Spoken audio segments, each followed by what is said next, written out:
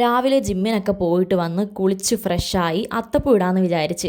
അങ്ങനെ ഒരുപാട് പൂക്കളൊന്നുമില്ല, എന്നാലും അത്യാവശ്യം കുറച്ച് പൂക്കളൊക്കെ ഉണ്ട് വീട്ടിൽ. അങ്ങനെ അതെല്ലാം പറിച്ചൊരു തട്ടിക്കൂട്ട് അത്തപ്പൂ അങ്ങ് സെറ്റാക്കാമെന്ന് വിചാരിച്ച്. ഈ ഒരു മഞ്ഞപ്പൂവിന് മാങ്ങാനാറിപ്പൂ എന്നാണ് ഇവിടെ പറയുന്നത്.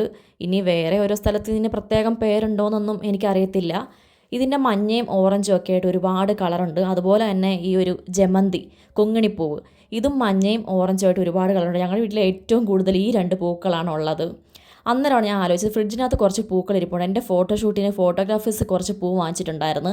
അവന്മാരുടെ കയ്യിൽ ഞാൻ പിന്നെ കുറച്ച് പൂക്കൾ ഇങ്ങനെ വീട്ടിലെടുത്തുകൊണ്ട് വന്നിട്ടുണ്ടായിരുന്നു. അതിനകത്ത് ഏറ്റവും കൂടുതലും അരുളിപ്പൂവാണുള്ളത്. അങ്ങനെ പിന്നെ അതും കൂടെ എടുത്ത് വെച്ച് ഇടാമെന്ന് വിചാരിച്ച് അങ്ങനെ ഒരു അത്തപ്പൂ അങ്ങ് സെറ്റാക്കി രാവിലെ. പിന്നെ ബ്രേക്ക്ഫാസ്റ്റ് കഴിച്ച് ദോശയും ചമ്മന്തിയായിരുന്നു. പിന്നെ അമ്മ കാപ്പിയും കൂടി ഇട്ട് തന്ന്. പിന്നെ അതും കൂടെ കുടിച്ച് കുറച്ച് നേരം കഴിഞ്ഞപ്പോൾ ഞാൻ ക്യാരറ്റ് കട്ട് ചെയ്ത് കഴിച്ച്.